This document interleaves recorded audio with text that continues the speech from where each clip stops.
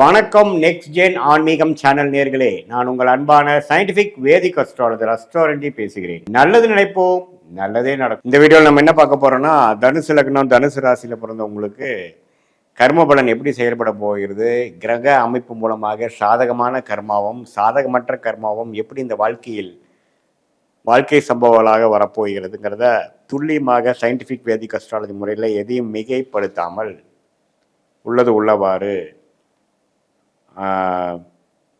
இது மாதிரியான மூட நம்பிக்கை அது மாதிரி விஷயத்துக்கெல்லாம் போகாமல், பரிகாரங்கள் அது மாதிரி விஷயத்துக்கு போகாமல், உள்ளது உள்ளவாறு டிகிரி அடிப்படையில் சயின்டிஃபிக் வேதிக் அஸ்ட்ராலஜி முறையில் பார்க்க போகிறோம். இப்போ பாருங்கள், ஒரு கிரகமும் எப்படி எந்த அளவுக்கு டிகிரியில் சேர்ந்துருக்கிறத பொறுத்து தான் ஒருத்தருடைய கர்ம வினையை அமைகிறதுங்கிறத நம்ம தெரிஞ்சுக்கிறோம்.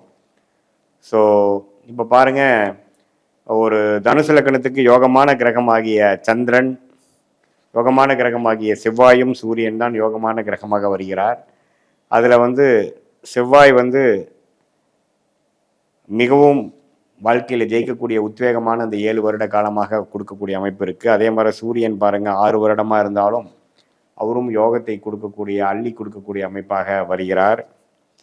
இந்த செவ்வாய் சனி ராகுவோட சேராமல் தனித்து அல்லது சந்திரமங்கல் யோகம் என்று சொல்லப்படுகிற சந்திரனோட சேர்ந்து குரு பார்வை பெறுவது மிகவும் நல்லது.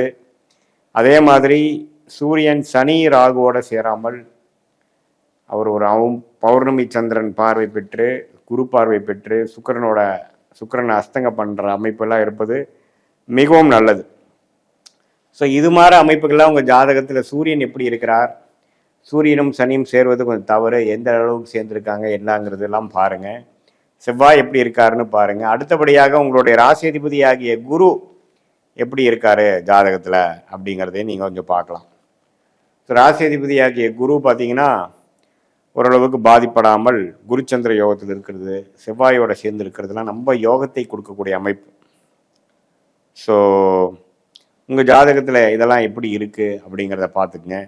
அதே மாதிரி உங்களுடைய சனி, அதே மாதிரி சுக்கிரன், அது மாதிரி கிரகங்கள்லாம் ஒரு மாதிரி சுமாரான பலனை கொடுக்கக்கூடியது. அது குறிப்பாக சுக்கிரன் பார்த்தீங்கன்னா 6க்கும் 11 கூடியவன், லக்னாதிபதி ராசியதிபதி ஆகிய தனுசுக்கு எதிர்மறையான கிரகமாக வருவதனால் சுக்கிரன் பாதிக்கப்பட்ட சுக்கிரனாக இருந்தால் ஒன்றுமே பிரச்சனைகள் வரும். சுக்கிரன் ராகுவோடு சேர்ந்திருந்தால் ரொம்பவே கஷ்டப்படக்கூடிய அமைப்புகள், நம்ம கடன் நோய் வம்பு வழக்கிலை கொடுக்கக்கூடிய அமைப்புகள், கல்யாண விஷயத்தில் எல்லாத்துலேயுமே ஒரு திருப்தி இல்லாத அமைப்புகள் கொடுக்கும். அதே மாதிரி சுக்கிரன் குருவோட ரொம்ப க்ளோஸாக சேரும் பொழுது, நம்ம ஒரு 5 டிகிரி சேரும் பொழுது இல்லற வாழ்க்கை குழந்தை விஷயத்தில் ஒரு தோஷத்தை கொடுக்கக்கூடிய அமைப்பு வந்துடும். அதே மாதிரி சுக்கிரன் சனியோட சேரும் பொழுது அதோட இதை கொஞ்சம் குறையுது. அதே மாதிரி கேதுவோட சேரும் பொழுது காதல் திருமணம் அது மாதிரி விஷயங்கள்லாம் கொடுக்கக்கூடிய அமைப்புகள் உண்டு. அதே சமயத்தில் ஒரு அமாவாசை சந்திரனோட சேருவதும் சுக்கிரனுக்கு ஒரு பிரச்சனையை கொடுக்கக்கூடிய ஒரு திருட்பலம் குறைவை குறிக்கக்கூடிய அமைப்பாக போய் கடன் நோய் வம்பு வழக்கு மூலமாக கொஞ்சம் பிரச்சனைகள் வரக்கூடிய அமைப்புகளாக இருக்குது. வரவே கூடாத திசையாக சுக்கிர திசை தனுசு லக்னம் தனுசு ராசிக்கு 20 வருடங்கள் வருகிறார். ஓரளவுக்கு ஒரு குருவின் பார்வை 5ஆம் பார்வையை 9ஆம் பார்வையை பெற்று ஒரு பௌர்ணமி சந்திரனின் பார்வை பெறும் பொழுது ஓரளவுக்கு வாழ்க்கையில் மீண்டு வரக்கூடிய அமைப்புகள் இருக்குது. ஆனால் பாதிப்பாயி அமாவாசை சந்திரன், சனி பார்வை, இருள் சந்திரன், இருள் கிரகத்தோட தாக்கத்தில் 6ஆம் இடத்திலேயே வலுப்பெற்று இருக்கும் பொழுது அந்த பாவமாகிய கடன் நோய் வம்பு வழக்கை கொடுக்கக்கூடியவராக வந்து விடுகிறார். ஸோ அது எது மாதிரி ஒரு காம்பினேஷன்ஸில் இருக்கிறார் அப்படிங்கிறத நீங்கள் கண்டிப்பாக பார்க்கணும்.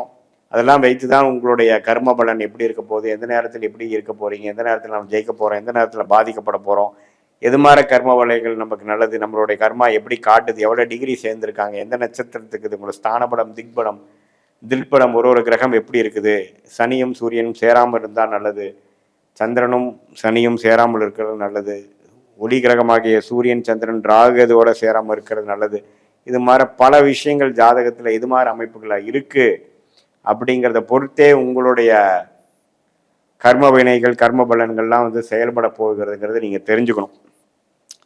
ஸோ அதனால் நல்லாவே வாழ்க்கையில் ஒரு மாதிரியான சில விஷயங்கள் பார்த்து அதுக்கு பிரகாரம் நீங்கள் வாழ்க்கையில் எடுக்க வேண்டிய முடிவுகளை அப்படி எடுக்கலாம். இது பொதுவான பலன் தான். நீங்கள் சயின்டிஃபிக் வேதிக் அஸ்ட்ராலஜி முறையில் நம்ம பிறந்த தேதி பிறந்த நேரை போட்டு உங்கள் ஜாதகத்தை போட்டு இன்னும் துல்லியமான பலன்கள் நம்ம எடுக்கும் பொழுது ஒன்றுமே வாழ்க்கையில் நீங்கள் எது மாதிரி விஷயத்தை நோக்கி போகிறீங்க, உங்களுடைய டைம்லைன்ஸ் என்ன குறிக்குது, உங்களுடைய யோகமான தசை, யோகமான தொழில், யோகமான வேலை, யோகமான படிப்பு என்ன, எந்த துறை உங்களுக்கு கொஞ்சம் சாதகமாக இருக்குது, எந்த துறை உங்களுக்கு சரியாக வராது, தொழிலா, வேலையா, வெளிநாடா, வெளி மாநிலமா, எது மாதிரி விஷயங்கள் உங்கள் ஜாதகம் காட்டுது, ராகுகேதுகள் சம்மந்தப்படுகிறதா, அல்லது வெளி மாநிலம் வெளிநாடு சம்மந்தப்படுகிறதா, எது மாதிரி ஒரு அமைப்பு உங்களுக்கு ஒத்து வருது, எப்போ அஷ்டம சனி, ஏழநாட்டு சனிலாம் முடியுது, எப்போ நம்ம கடன் அடையும், எப்போ நம்ம செட்டில் ஆகும், அப்படிங்கிற மாதிரி எல்லா விஷயங்களும் எதையும் மிகைப்படுத்தாமல் சயின்டிஃபிக் வேதிக் அஸ்ட்ராலஜி முறையில்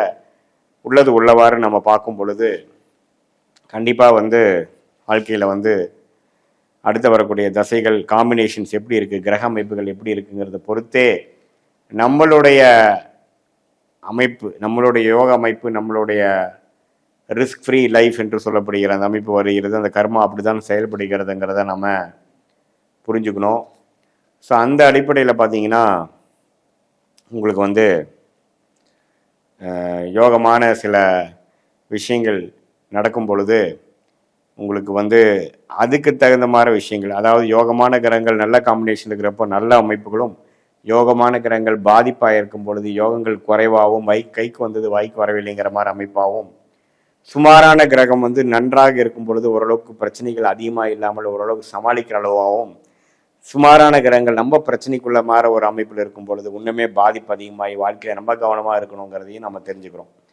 ஸோ இது மூலமாக நம்மளுடைய கர்மாவை நாமளே தெரிந்து கொண்டு நமக்கு எந்த நேரத்தில் எப்படி இருக்கும், நமக்கு நீங்களே ட்ரை பண்ணி பார்த்தாவே உங்களுக்கு தெரிஞ்சிடும் எது ஒர்க் அவுட் ஆகுது, எது ஒர்க் அவுட் ஆகலை அப்படிங்கிற விஷயத்தை நீங்களே உணர்ந்து அதுக்கு தகுந்த மாதிரி நம்மளுடைய தனுசு லக்னம், தனுசு ராசிக்கு யோகமான கிரகம் என்ன, யோகமான தசைகள் என்ன, எது மாதிரி கிரகங்கள் எது மாதிரி ஸ்தான பலம், திக்பலம் பெற்றிருக்கிறார், நமக்கு என்ன மாதிரி அமைப்பு நல்லா இருக்குதுங்கிறதை தெரிந்து அதுக்கு தகுந்த மாதிரி கரெக்டான முடிவுகளை சரியான நேரத்தில் எடுத்து சமய விரயங்கள், பொருள் விரயங்கள் எல்லாம் தவிர்த்து வாழ்க்கையில் படிப்படியாக சும்மா எடுத்தமாக கவுத்தமாக இல்லாமல் படிப்படியாக முன்னேறி ஒரு படி ஒரு வருடம்னாலும் ஒரு படி மேலே போய் ஒரு விஷயத்துலையும் மேம்பட்டு வாழ்க்கையில் நல்ல ஒரு செம்மையான ஒரு அமைப்பாக வளர்ச்சி பெற்று வாழ்க்கையில் உங்கள் லைஃப் பொட்டென்ஷியலை நீங்கள் அடைய முடியும் என்று சொல்ல விரும்புகிறேன். மீண்டும் மற்றொரு காணொளியில் சந்திப்போம். நன்றி, வணக்கம்.